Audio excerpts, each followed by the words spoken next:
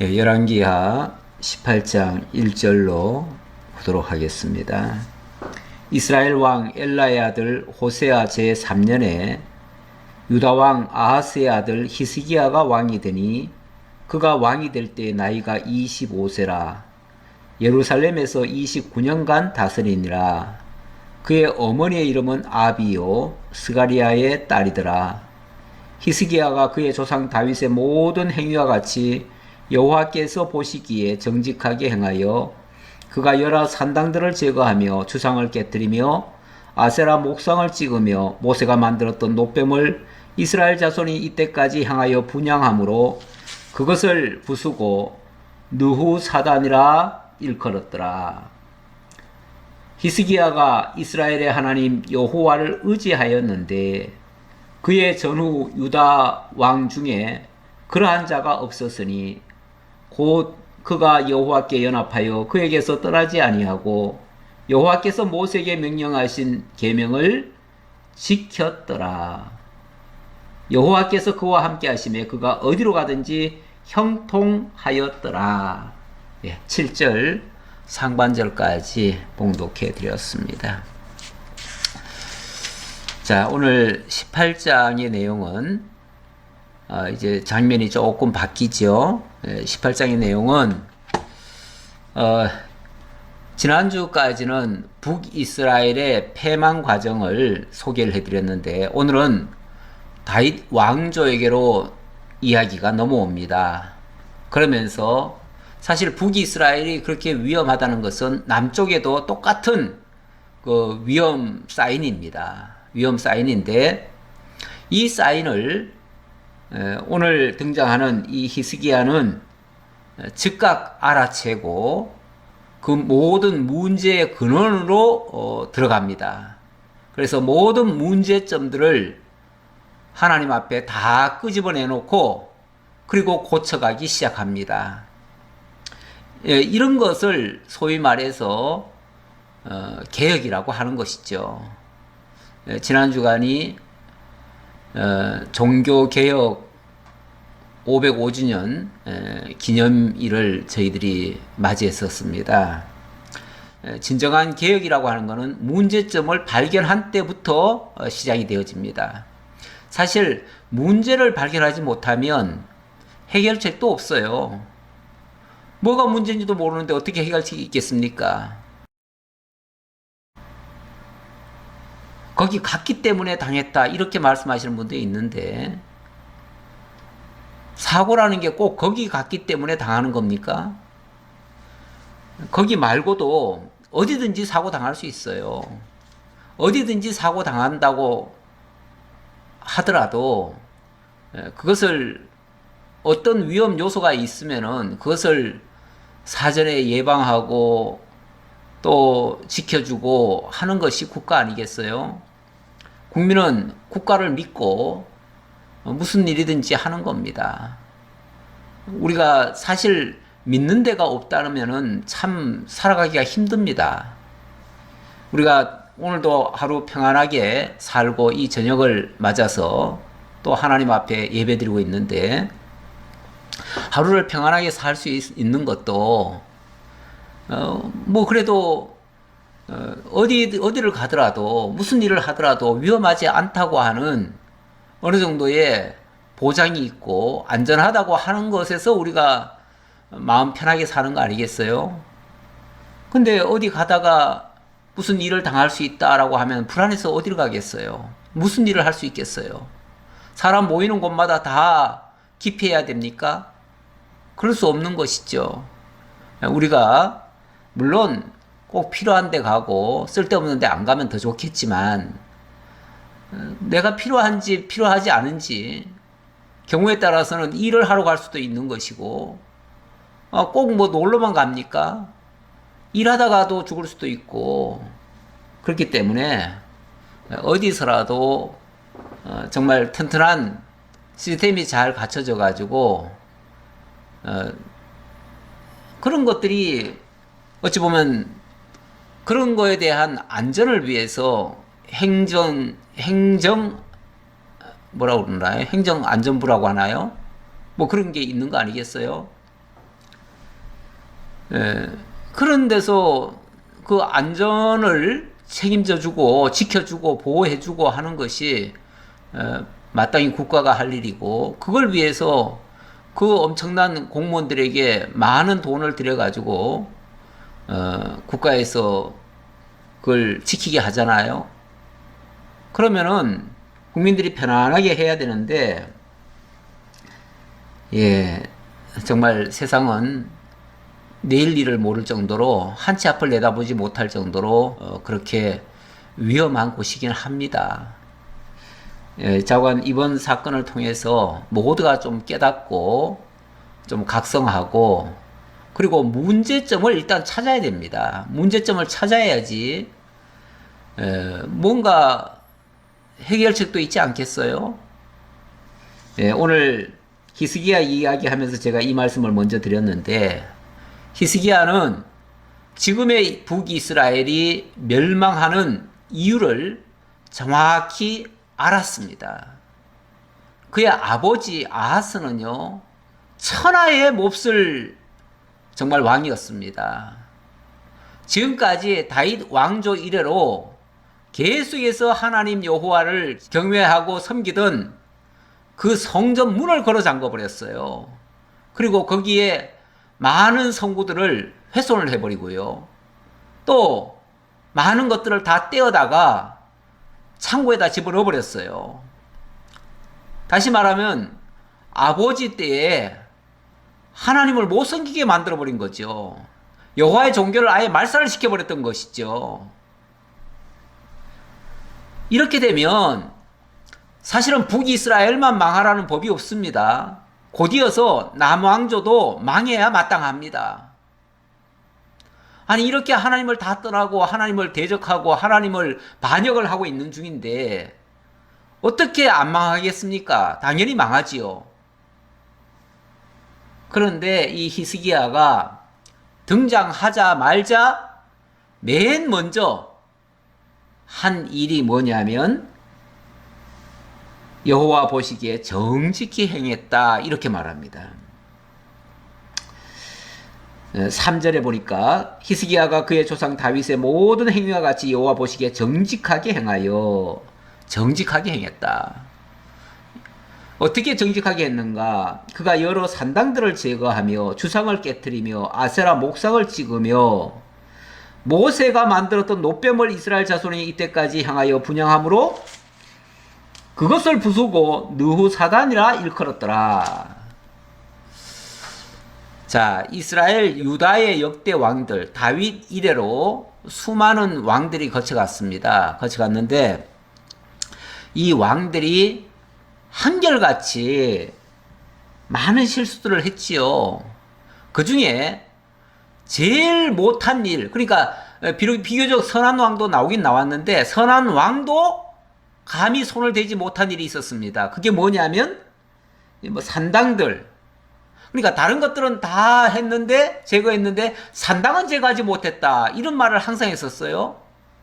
그런데 오늘 보니까 이 히스기야는 제일 먼저 한 일이 그 산당부터 철폐를 했어요. 그리고 주상을 깨뜨렸다. 이 주상은 바알상입니다. 바알의 주상이고, 그리고 그 다음에 아세라 목상, 아세라는 또 목상으로 만듭니다. 남신은 주상으로 만들고 여신은 목상으로 만드는데 이것들을 다 찍어버렸어요. 깨트리고 찍어버렸어요. 그리고 뭐까지 또 했냐면 노뱀까지. 노뱀이라고 하는 것은 일찍이 모세가 광야에서 불뱀이 나와가지고 백성들을 진노해가지고 하나님이 이제 보내신 거죠. 하나님 보내가지고 그 백성들을 물어 죽이니까 이거 어떻게 할까요? 하나님께 기도했더니 하나님께서 노뱀을 하나 만들어서 백성들을 보는 앞에 세워라. 그리고 그 노뱀을 쳐다보는 사람은 다 살 것이다, 이렇게 말씀하신 적이 있습니다. 그러다 보니까 이 노뱀이라고 하는 게 어떤 어려움이 문제가 발생하면 그걸 쳐다봄으로써 사니까 마치 그게 만병통치약 같은 것이 돼버렸죠. 주술적인 도구가 돼버린 거죠. 무슨 어려운 일만 있으면 그것만 쳐다보는 거죠. 그러다 보니까 이게 처음에는 좋은 의도에서 그 노뱀이라고 하는 것이 장차 우리 주 예수 그리스도를 바라보게 만드는 그런 하나의 예표적인 사건이었거든요. 그런데 나중에는 이게 우상이 돼버려요. 우상. 아무리 좋은 거라도요. 그것을 너무 그거에다가 사람이 마음이 다 뺏기고 그것만 의지하면요. 그 자체가 우상이 되는 겁니다. 뭐든지 그렇습니다. 그러니까 노뱀이라고 하는 거는 어떤 면에서는 일종의 상징물 아닙니까? 상징물? 이게 이제 장차 그리스도께서 십자가에 매달리심으로 우리의 죄를 속량해 주실 것이라고 하는 그런 의미를 담고 광야의 백성들, 죄 있는 그 죄인들에게 메시아를 바라보라. 이런 어떤 상징물로서 지어놓은 건데, 나중에는 거기다가 분양을 했대요, 분양을. 그러니까 단순히 그걸 쳐다보라고 했더니, 단순히 쳐다본 게 아니라, 아예 거기다가 제단을 만들어 놓고, 거기다가 절을 하듯이, 이런 식으로 했다, 그 말이에요. 옛날에 우리나라 선교사 중에 한 분이, 저기, 섬마을에 가가지고, 복음을 전했습니다. 그리고 성경을 선물로 주었습니다. 그리고 나왔는데 한참 후에 거기를 다시 갔더니 사람들이 제사상 위에다가 성경책을 올려놓고 거기서 절을 하더래요. 그러니까 성경책이 우상이 돼버린 거죠. 원래 성경책은 보는 겁니다. 아주 소중히 모시는 게 아니고요. 보는 거지요. 그 안에 있는 글자를 보는 거지요. 글자를 통해서 그 말씀을 통해서 역사하시는 하나님을 보는 거죠. 그래서 성경이라고 하는 것은 하나님을 들려주고 보여주는 계시의 말씀인 거예요. 그런데 거기다 대놓고 제사상 차려놓고 절을 해버리니까 그렇게 되면 그 성경도 결국은 그들에게는 우상이 돼버린 거예요. 이런 식이 될 수 있습니다. 이런 식. 노뱀도 그렇게 돼버린 거죠. 원래는 예수를 바라보라고 장차 메시아를 고대하라고 준 건데 그게 어느 날 우상이 돼버렸어요. 근데 이걸 지금까지 어느 누구도 문제의식을 못 느꼈어요. 왜냐하면 모세가 지어놓은 건데 얼마나 소중한 거냐. 모세가 한 건데 사람들은 역사와 전통을 굉장히 소중히 여기지요. 그러니까 옛날에 그 역사적으로 물려온 유산이 있으면은 그건 굉장히 귀한 걸로, 값진 걸로 여기잖아요. 그런데 물론 그걸 통해서 우리에게 배우게 하고 깨우치게 할 것들이 있습니다. 그래서 좋은 용도로 사용하면 상관없습니다. 그런데 만약에 그게 우상 단지가 돼버리면 안 돼요. 그러면은 뭐든지 하나님을 대적하는 결과가 돼버려요.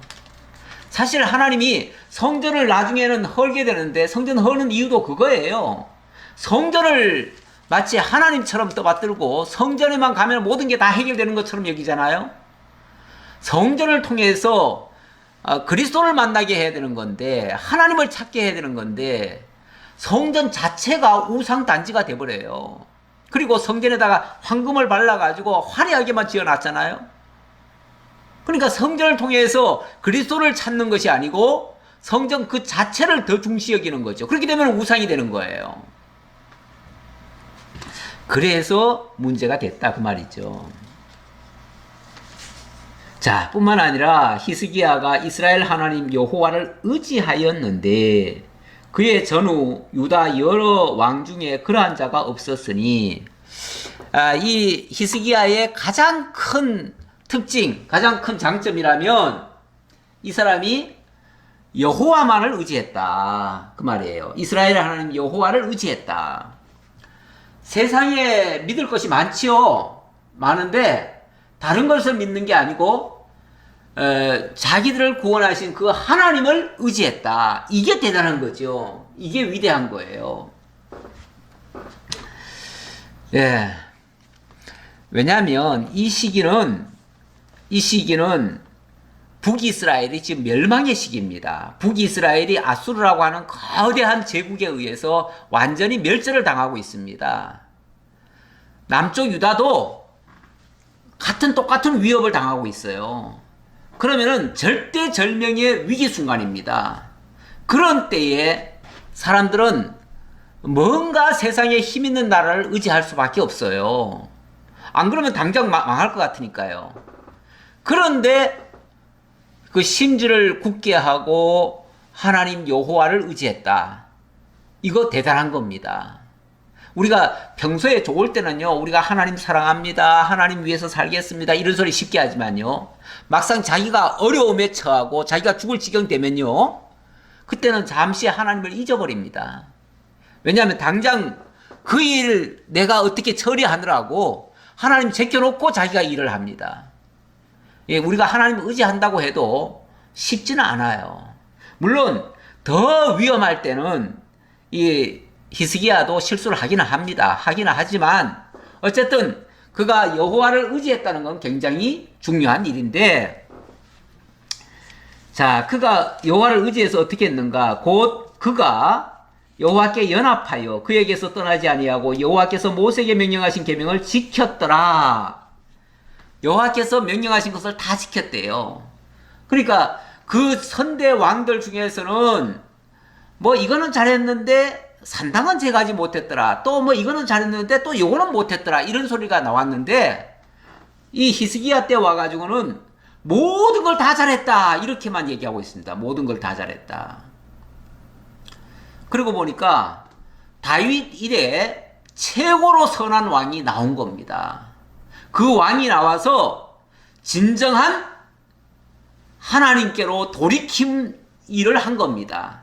이게 개혁입니다.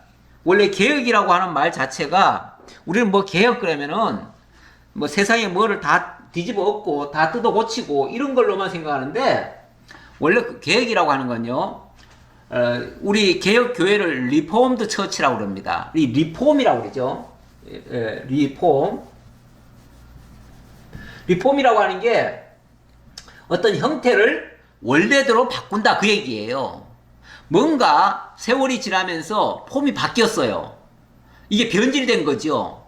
변질된 거를 리라고 하는 게 이게 다시거든요. 다시 되돌린다, 그 말인데, 원래 상태로 되돌린다, 그 말이에요. 되돌린다. 이걸 개혁이라고 그래요. 그러니까 개혁이라고 하는 거는 지금 현재 있는 거 뜯어 고치는 게 아니에요. 무조건 다 뒤집어 엎는 게 아니에요. 가끔 뭐 개혁한답시고 잘해온 것까지도 다 뒤집어 버리는 경우도 있어요. 근데 그렇게 하는 거 아니에요. 그렇게 하면 안 되고, 진짜 잘못된 게 있을 거 아니에요. 잘못된 거를 바로잡는 거, 그게 개혁이죠. 그러니까 잘된 것은 장려를 해야 되고, 잘못된 것은 바로잡고, 이건 누구 탓하는 게 아니에요. 우리가 개혁한다 그러면 뭐 옛날에 모든 것을 다 뒤집어 엎고 모든 것을 다 매도해버리고 뭐 그 일을 했던 사람은 다 죽여버리고 그리고 내가 새로 한다? 그런 게 계획이 아니에요. 그런 거는 완전히 다 무조건 다 뒤집어 엎는 거는 그런 쿠데타죠. 쿠데타. 혁명이죠. 혁명. 그러니까 혁명과 개혁은 다릅니다. 개혁이라고 하는 거는 바르게 하는 것이고요, 혁명이라고 하는 거는 다 뒤집어 엎는 거예요. 가끔 독재자들이 등장을 합니다. 독재자들이 등장하면 독재자들은 그 이전에 계속 내려오던 모든 헌정을 다 중단을 시켜버립니다. 역사와 전통도 다 깡그리 무시해버립니다. 그리고 자기식으로 다 모든 걸 새로 해버립니다. 이렇게 되면 그걸 혁명이라고 그러죠. 근데 이 혁명은 사실은 독재자들이 하는 거예요. 그래서 혁명이란 말은 함부로 쓰는 말이 아니에요. 그건 독재적 발상입니다. 근데 우리가 하나님이 원하시는 것은 이 개혁입니다. 개혁. 항상 개혁. 똑바로 하라는 거예요. 똑바로. 잘못된 걸 바로잡으라는 거예요. 그런데 이 사람이 어떻게 이렇게 개혁을 할 수가 있었는가? 그의 아버지는 아시다시피 천하의 아주 말종입니다. 이 아하스잖아요. 아하스. 이 아하스는 성전을 다 문 걸어 잠궈 놓고 하나님을 완전히 등져버린 사람이에요. 그리고 세상에 저 아수르 아람에서 섬기던 그 신을 끌어들여 와가지고 그렇게 우상 섬겼던 사람 아닙니까? 완전히 태양신을 섬기고 하나님 여호와는 완전히 등져버렸던 거 아닙니까? 그랬던 사람의 아들이 그 아버지가 한 것을 어찌 보면 다 잘못된 것을 모조리, 아무리 비록 아버지지만, 사람은요 자식이 그 아버지를 사실은 흉내내려고 하는 경우가 많습니다. 그래서 아버지가 했던 것은 가능하면 정당화하고, 아버지가 잘못했더라도 그것을 그냥 정당화하고 포장해주고, 그리고는 자기도 그것을 계승하려고 하는 시도를 합니다. 시도를 하는데, 이 히스기야는 가감하게 아버지가 비록 그렇게 했더라도 잘못된 건 잘못됐다라고 얘기를 하고, 그리고 다 바로 잡는 거예요. 그러니까 이게 대단한 거예요. 어떻게 이런 말종 아버지 밑에서 이렇게 선한 왕이 나올 수 있었는가? 그게 참 놀라워요. 놀라운데, 그 이유, 그 원인이라고 할까요? 어떻게 이 사람이 이렇게 선하게 됐을까를 원인을 좀 찾아보니까, 여기 본문에 이렇게 나옵니다. 예, 2절에 그가 왕이 될 때 나이가 25세라 예루살렘에서 29년간 다스리니라. 그의 어머니의 이름은 아비요 스가랴의 딸이더라. 아비요 그랬는데, 아비, 예, 이 아비라고 했고, 그리고 스가랴의 딸이다 그랬어요. 스가리야라고 되어 있는데, 그런데 이 똑같은 장면이 역대기하에 가보면 이렇게 말합니다. 여기서는 그의 어머니의 이름은 아비야요 스가랴의 딸이더라 이렇게 얘기합니다. 그러니까 아비야고 스가랴 뭐 스가리야나 스가랴나 똑같지요. 스가랴라고 이렇게 얘기를 했어요. 그러면 이 사람이 누군가를 좀 알아야 되겠죠. 이 사람의 이 어머니의 영향이 굉장히 컸다는 거예요. 이 성경에 그 어머니를 이렇게 자세하게 밝히는 거는요, 그 어머니의 영향으로 이렇게 선한 왕이 됐다라는 걸 얘기하는 거예요. 그러면은 이 어머니는 누군가를 또 봐야 되는데, 예, 이 어머니의 아버지를 먼저 봐야겠죠. 그 어머니의 아버지가 스가랴라고 그랬죠. 근데 26장 5절에 보면 역대합니다. 하나님의 묵시를 밝히 아는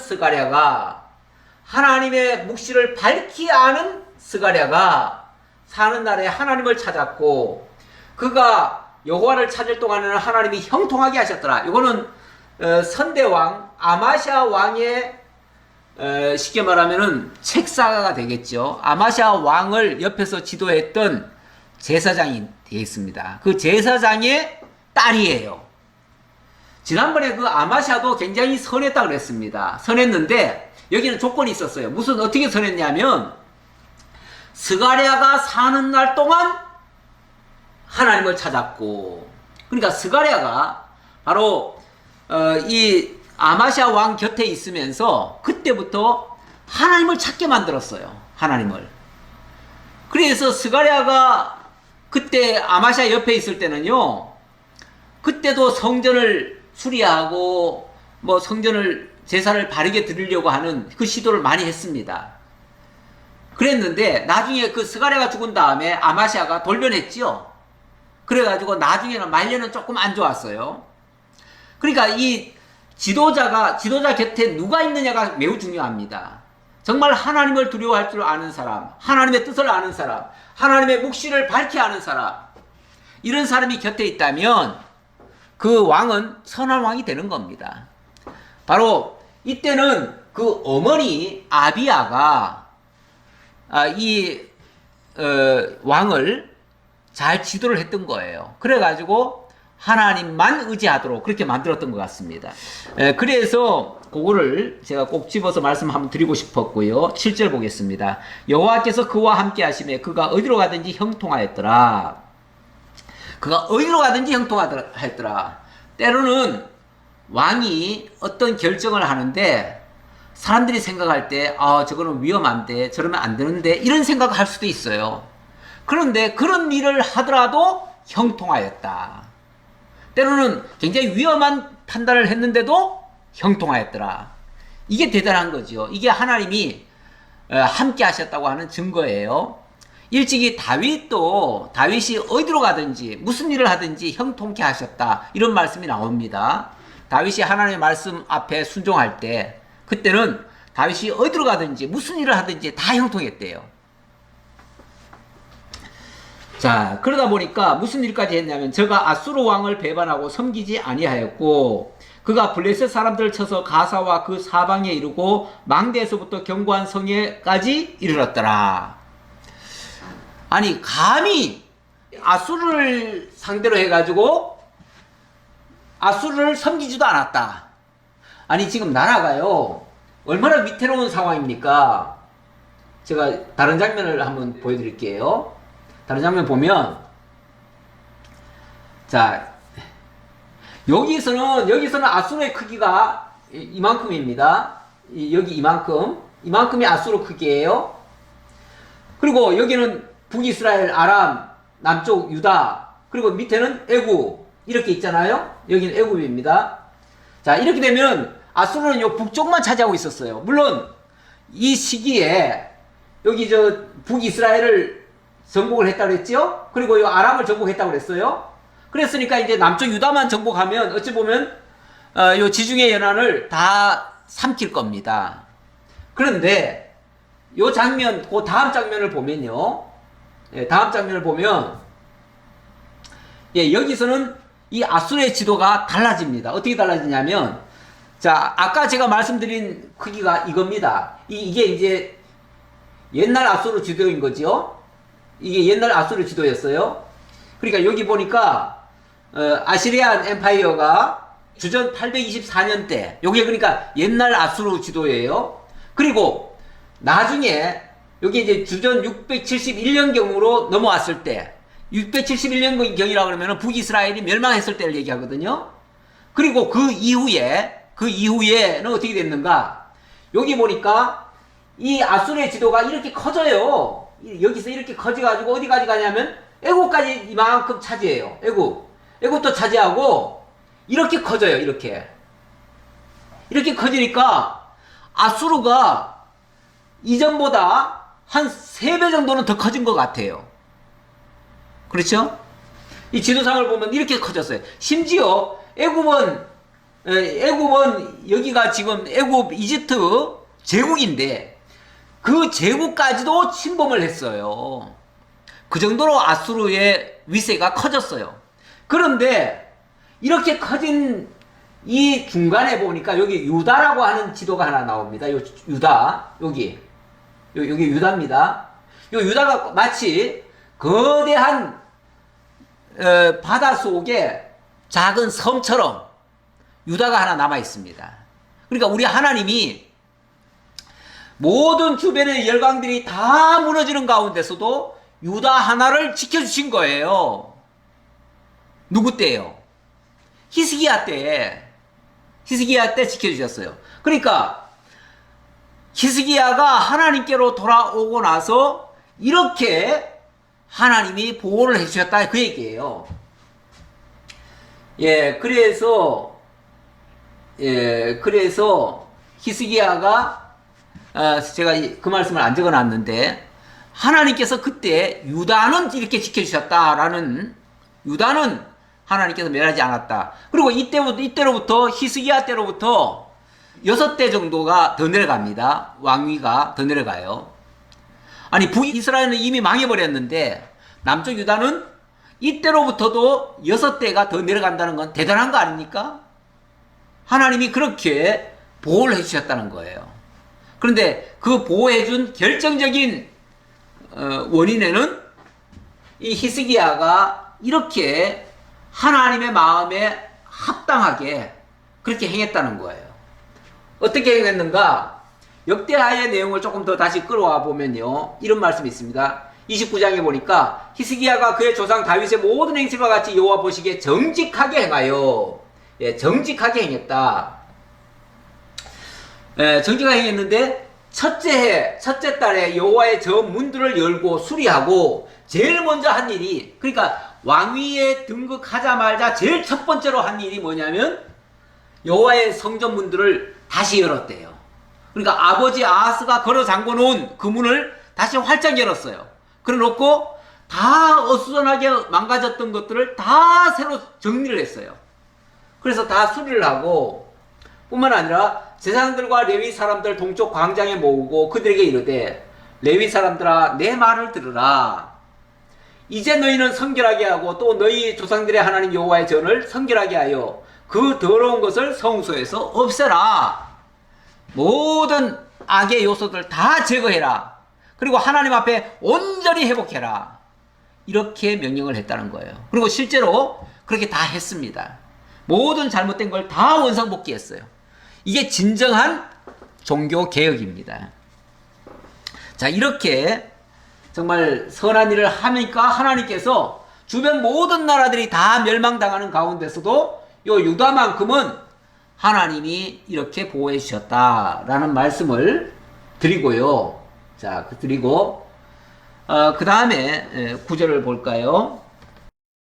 히스기야 왕 제4년 곧 이스라엘의 왕 엘라의 아들 호세아 제7년에 아수르의 왕 살만에셀이 사마리아로 올라와서 에워쌌더라. 지금 북쪽에 갔다가 또 남쪽 이야기하다가 왔다 갔다 하다 보니까 이게 중복되는 것은 앞에서 얘기한 걸 다시 한번 또 언급하기는 합니다. 하는데 뭐 그러니까 시간대로 지난번에 망했는데 뭐 또 망한다는 소리가 또 나오나 그러겠지만 이거는 남쪽 유다 왕과 이렇게 비교해가면서 하다 보니까 어찌 보면 중복되는 얘기가 나오는 거예요. 시점은 언제냐면 호세아 왕 제7년에 아수르 왕 살만에셀이 사마리아에 올라왔어요. 그때가 히스기야 왕 제4년 때입니다. 그러니까 히스기야 왕이 왕 위에 올라간 지 얼마 되지도 않았는데 이제 성전 재건하고 그리고 났는데 북쪽에 그 아수르가 내려온 거예요. 쳐내려와 가지고 완전히 사마리아 성을 에워쌌어요. 그 3년 후에 그 성읍이 함락되니 곧 히스기야 왕의 제6년이요 이스라엘 왕 호세아의 제9년에 사마리아가 함락되매 드디어 사마리아가 완전히 패망을 당했습니다. 그리고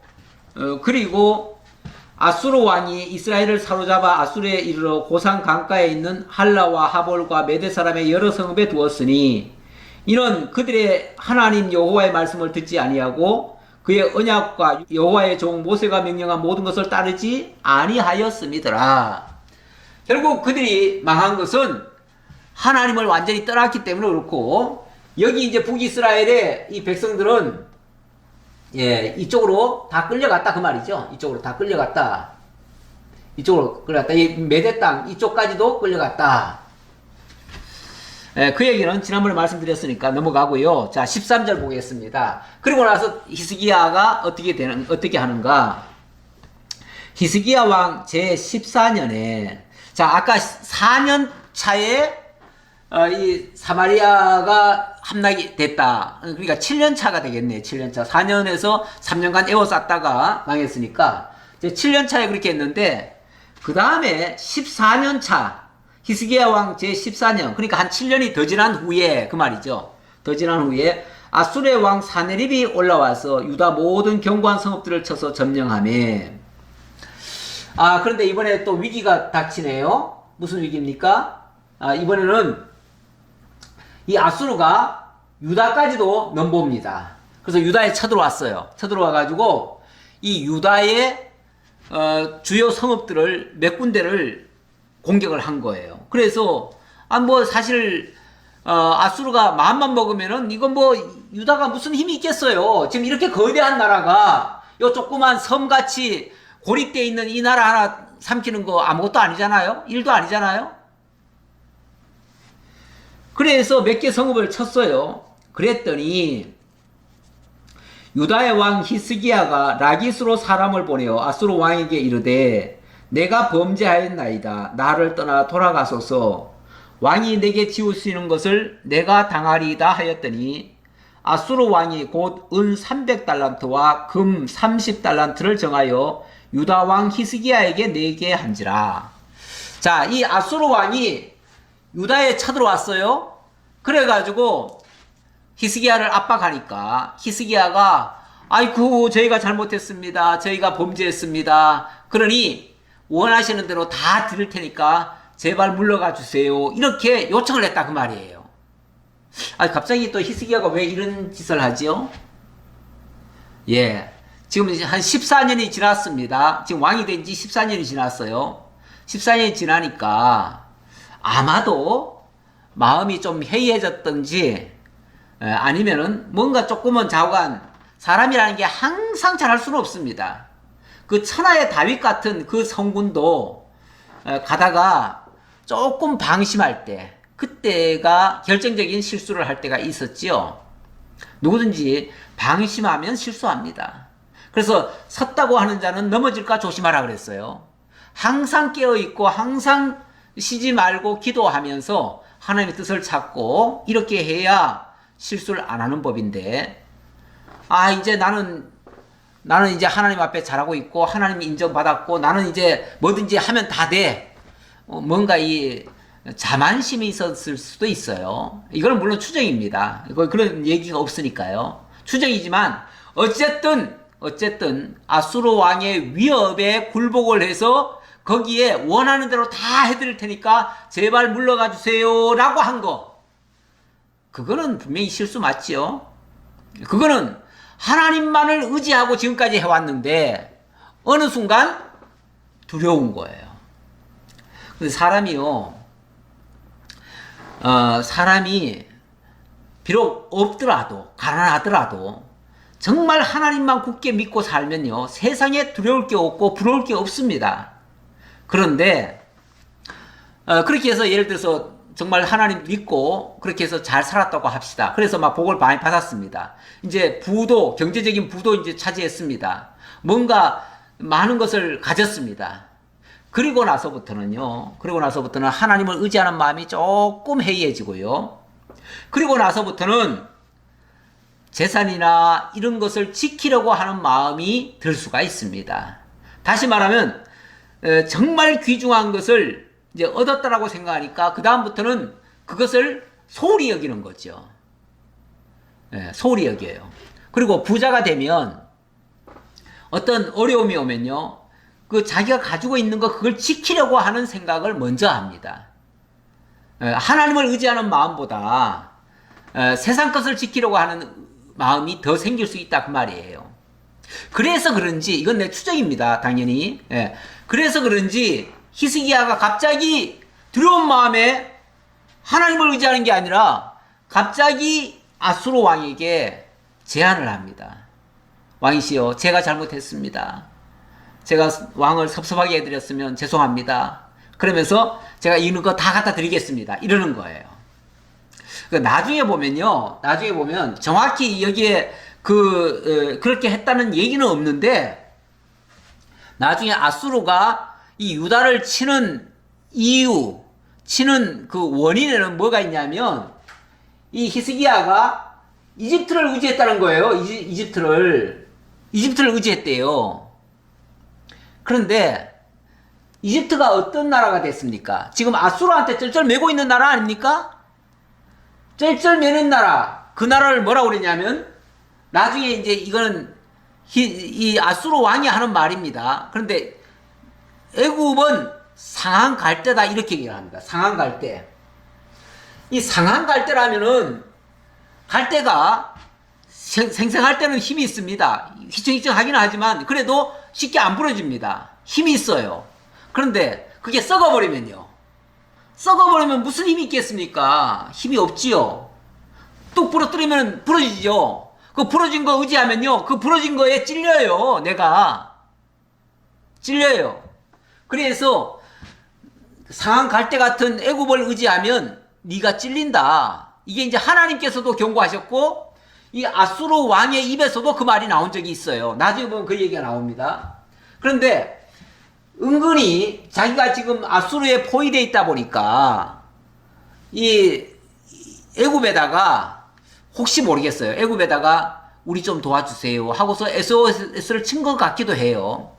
그렇게 되면, 그 사실이 발각되면 아수르가 가만 안 있죠.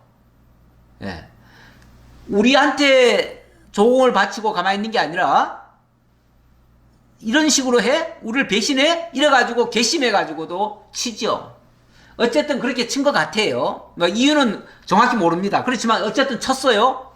치니까 아이고 우리가 잘못했습니다. 우리가 죽을 죄를 졌습니다. 그러면서 당신이 원하는 거면 다 드리겠습니다. 하니까 그래? 그러면 은 300 달란트 그리고 금 예, 은이 300이고 금이 30 달란트 이거 내라 그랬어요. 이 300달란트면요 한 달란트가 34kg거든요. 34kg면 곱하기 하면요 3, 3은 9, 약 10톤이 됩니다. 10톤. 10톤 무게입니다. 그러니까 은이라고 하는 게 이게 화폐거든요. 화폐인데 화폐를 트럭 10톤 무게로 달아가지고 그걸 갖다가 줘야 돼요. 이 옛날 마차로 말하면은 마차 아마 수십 대에다 실어야 될 거예요. 그만큼의 양. 그리고 금은 예, 한 1톤이 되는 겁니다. 여기 10분의 1이니까 1톤이 되고 이렇게 되면 유다 땅에 있는 모든 은, 유다 땅에 있는 모든 금 다 끌어모아야 돼요. 다 끌어모아야 돼. 그걸 내라고 한 거예요. 그러니까 쉽게 말하면 너가 가지고 있는 모든 자산 다 내놔 그 말이죠. 다 내놔. 이렇게 얘기한 거죠. 그래서 15절 히스기야가 이에 여호와의 성전과 왕궁 곳간에 있는 은을 다 주었고 성전과 곳간 그러니까 왕궁에 있는 것과 성전에 있는 것 몽땅 다 짓궂으면 해가지고 다 줬다는 거예요. 또 그때 유다왕 히스기야가 여호와의 성전 문의 금과 자기가 모든 기둥에 입힌 금을 벗겨 모두 아수르 왕에게 주었더라. 근데 금이 어디서 그만큼 나오겠어요. 그러니까 왜 성전에 보면은 성전에 그 벽에다가 황금을 입혀놨거든요. 뿐만 아니라 왕궁에도 황금으로 이렇게 치장을 했을 거예요. 그 옛날에 솔로몬이 지을 때 그렇게 화려하게 황금으로 지었을 거예요. 그런데 이 황금을 껍데기를 다 벗기라는 거예요. 다 벗겨가지고 그걸 가지고 녹여서 그 금을 이렇게 1톤이나 만들어가지고 그걸 갖다 바쳤다는 거예요. 와, 완전히 이거 뭐 진짜 망할 짓을 하는 거죠. 참, 이 지도자가 하나님을 사실은 하나님만 의지하면 이런 거 안 뺏겨도 되잖아요.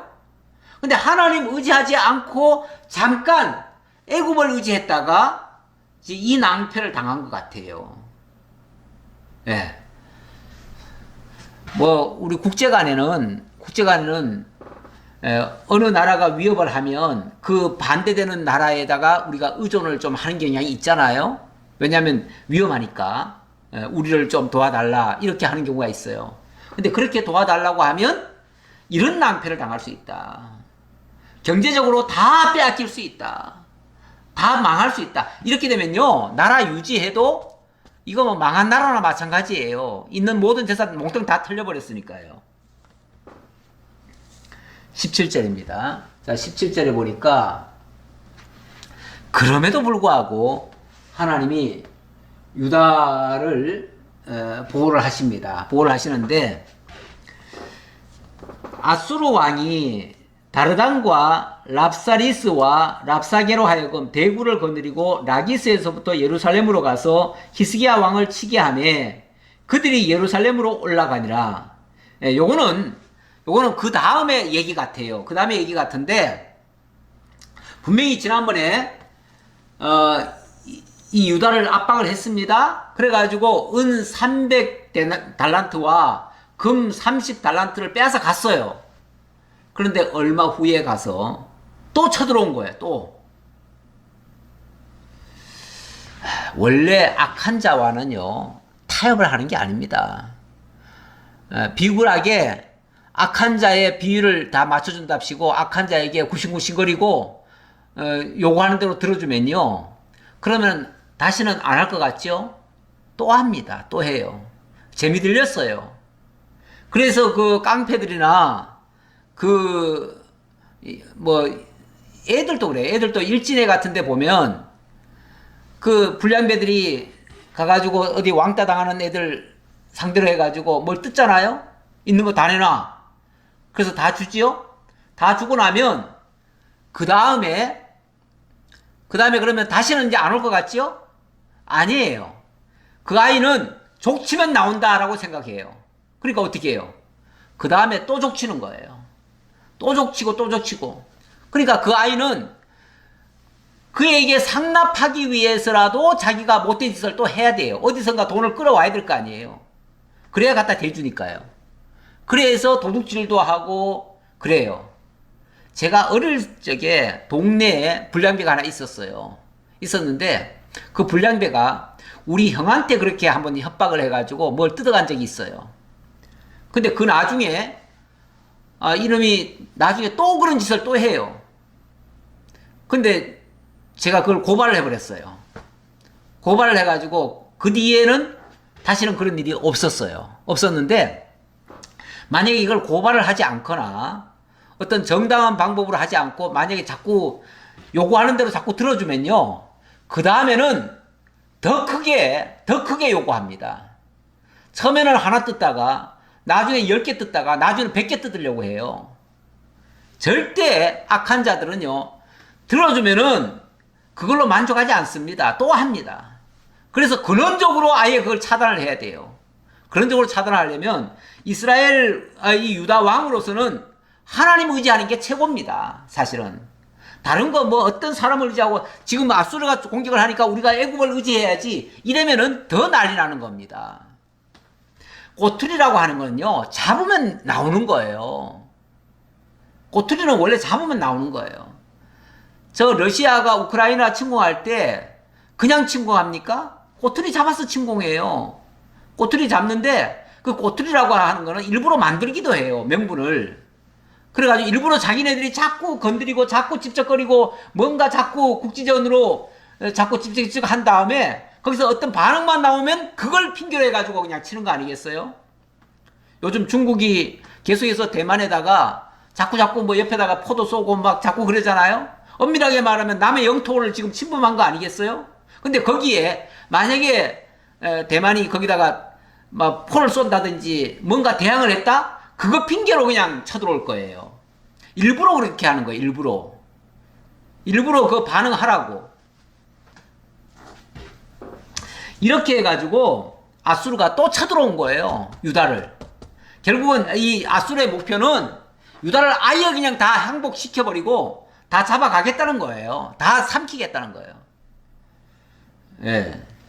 그래서 또 쳐들어왔어요. 근데 쳐들어왔는데 어떻게 쳐들어왔는가? 랍사게로 하여금 대군을 건드리고 이렇게 하잖아요. 랍사게로 하여금 대군을 건드리고 아니 뭐 지금 다 어찌 보면 약한 그 나라를 상대로 해가지고 대군을 이끌고 올 게 뭐 있습니까? 그런데 대군을 끌고 왔대요. 그래서 라기스에서부터 예루살렘으로 가서 히스기야 왕을 치게 하며 그들이 예루살렘으로 올라가니라. 그들이 올라가서 윗모 수도 곁 곧 세탁자의 밭에 있는 큰 길에 이르러 서니라. 다시 말하면 코앞까지 왔다 그 얘기예요. 코앞까지. 그들이 왕을 부름에 hil기야의 아들로서 왕궁의 책임자인 엘리야김과 서기관 셈나와 아삽의 아들 사관 요아가 그에게 나가니 랍사게가 그들에게 이르되 너희는 히스기야에게 말하라. 대왕 아수르 왕의 말씀이 네가 의뢰하는 이 의뢰가 무엇이냐? 쉽게 말하면 취조하는 거예요. 일국의 장군이 와가지고 이 예루살렘에 있는 유다 왕한테 지금 쉽게 말하면 삿대질을 해가면서 네 죄를 알렸다 하고 지금 공격하는 말이에요. 너 지금 누구 믿고 까부냐 그 말이에요. 예. 네가 의뢰하는 이 의뢰가 무엇이냐 그 말이 뭐예요? 네가 지금 뭘 믿고 까부느냐 그 소리잖아요. 네가 싸울 만한 계교와 용력이 있다고 한다마는 이는 입에 붙은 말뿐이라. 네가 이제 누구를 의뢰하고 나를 반역하였느냐? 예, 나를 반역했다. 그러니까 이 유다가 애굽과 조금 가까이 지내려고 했던 것 같아요. 예, 애굽을 조금 의지하는 마음이 있었던 것 같긴 해요. 예, 그러니까 그런 거 핑계 대고 그게 진짜 그랬는지 안 그랬는지도 몰라요. 그런데 자관 그런 어떤 핑계 빌미를 잡았어요. 그러면서 하는 말이 21절 이제 네가 너를 위하여 저 상한 갈대 지팡이 애굽을 의뢰하도다. 사람이 그것을 의지하면 그의 손에 찔려 들어갈 것이라. 애굽의 왕 바로는 그에게 의뢰하는 모든 자에게 이와 같으니라. 결국 너 애굽을 의지했으니 이제 너 망할 차례다 그 말이죠. 그러면서 너희가 내게 이르기를 우리는 우리 하나님 여호와를 의뢰하노라 하리라마는 히스기야가 그들의 산당과 제단을 제거하고 유다와 예루살렘 사람에게 명령하기를 예루살렘 이 제단 앞에서만 예배하라 하지 아니하였느냐 하셨나니, 이거는 지금 히스기야가 한 일을 들춰내면서 그렇게 말한다고 해가지고 그게 될 줄 아냐 그 말이에요. 네가 뭐 하나님 의지하면서 하나님만 위해서 뭐 성전 재건하고 뭐하고 다 했는데 그런다고 너네 하나님이 봐줄 줄 아냐 그 말이죠. 청하건대 이제 너는 내 주 아수르 왕과 내기하라. 우리 왕하고 내기하자 그 말이에요. 내기하자. 네가 그래가지고 버틸 수 있는지 아니면은 우리 왕이 이길 수 있는지 내기하자 그 말이잖아요. 내기하자. 그러면서 네가 만일 말을 탈 사람을 낼 수 있다면 나는 너에게 말 2,000마리를 주리라. 너들 중에서 만약에 말을 올 수 있을 만한 그런 장군이 나올 수 있다면 내가 너희들에게 말 2,000필 그냥 내줄게. 이건 얼마나 조랑하는 말입니까? 너들에게 무슨 힘이 있냐 그 말이죠. 너들이 말이 있다고 해가지고 말을 몰 만한 군인들이나 제대로 있느냐? 왜냐하면 아수르가 어찌 보면 이 히스기야를 그동안 지난번에 왜 어찌 보면 전쟁 보상금 같은 거 받아갔잖아요. 받아가면서 히스기야가 이 군사력을 지휘하지 못하도록 만들어 놓은 것 같아요. 조치를 한 것 같아요. 원래 그 패전국은요 군대를 갖지 못하게 돼 있습니다. 원칙상. 그러니까 너들 중에 제대로 된 군인이나 있냐? 그러면 내가 말 2,000필 줄게. 그냥 공짜로 줄게. 그 말이잖아. 이거 조롱하는 말이에요. 네가 어찌 내 주의 신하 중 지극히 작은 지휘관 한 사람인들 물리치며 애굽을 의뢰하고 그 병거와 기병을 얻을 듯하냐? 너가 감히 어떻게 도움을 입어가지고 우리를 대적할 수 있겠느냐 그 말이죠. 내가 어찌 여호와의 뜻이 아니고야 이제 이곳을 멸하러 올라왔겠느냐? 여호와께서 전에 내게 이르시기를 이 땅으로 올라가서 쳐서 멸하라 하셨느니라 하는지라. 그러면서 뭐라 그러냐면 내가 하나님의 명이 없이 어찌 너들 치러 왔겠느냐. 내가 이렇게 하는 게 단순히 내 마음대로 하는 게 아니라 여호와 너들이 믿고 있는 그 여호와도 나한테 이걸 허락했어 그 말이죠. 하나님을 빙자해 가면서까지 뭐 사람이 나쁜 말을 할 때 상대방을 기를 죽이려고 뭐 위협적인 말을 할 수도 있습니다. 그런데 거기까지 하는 거는 인간들이니까 그럴 수 있다고 치는데 하나님까지 들먹여가면서 그것도 거짓말로 하나님이 자기들한테 권한을 줘가지고 자기가 이 일을 하고 있다고요. 하나님의 신의 대리자로 지금 심판을 하고 있다고요. 이거야말로 망할 소리입니다. 망할 짓입니다. 사람이 해야 될 말이 있고요. 할 수 없는 말이 있습니다.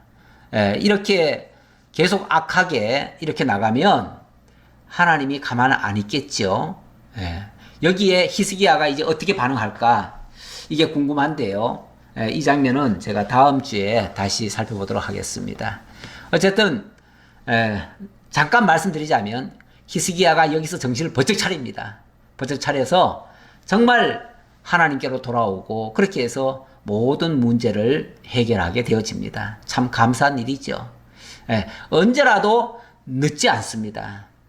언제라도 잘못을 깨달았을 때 그때 돌이키면 됩니다. 아유 벌써 늦었어. 세상에 늦은 건 없습니다. 하나님이 돌이킬 때 돌아가면 됩니다. 언제나 우리 잘못을 반성하고 깨닫고 돌이키는 게 중요합니다. 기도하겠습니다. 아버지 하나님 감사합니다. 오늘 북이스라엘도 멸망했는데 하나님께서 남유다는 지켜주셨음을 오늘 살펴보았습니다. 똑같이 위험한 상황에 놓였지만 그래도 히스기야를 통해서 하나님께로 돌아오게 하시고 문제가 무엇인지 정확히 문제에 대한 진단을 하고 거기에 대한 처방을 바르게 할 수 있도록 인도해 주셔서 감사합니다. 오늘날 이 땅을 살아가는 우리들에게도 많은 문제점들이 나올 줄 압니다. 그때 항상 하나님의 뜻을 살피고 하나님 앞에서 바른 문제를 깨닫고 문제에 대한 해결책을 찾을 수 있는 저희가 되게 하시고, 무엇보다도 하나님 안에 그 모든 해결책이 다 있음을 저희들이 믿고 하나님만 의지하고 나아가는 저희 모두가 되게 하옵소서. 그리고 어려움을 겪고 있는 우리 이 백성들 주님께서 위로하시고 저들에게 하나님의 긍휼이 있기를 간절히 바라오며 우리 주님 예수 그리스도의 이름으로 기도하옵나이다. 아멘.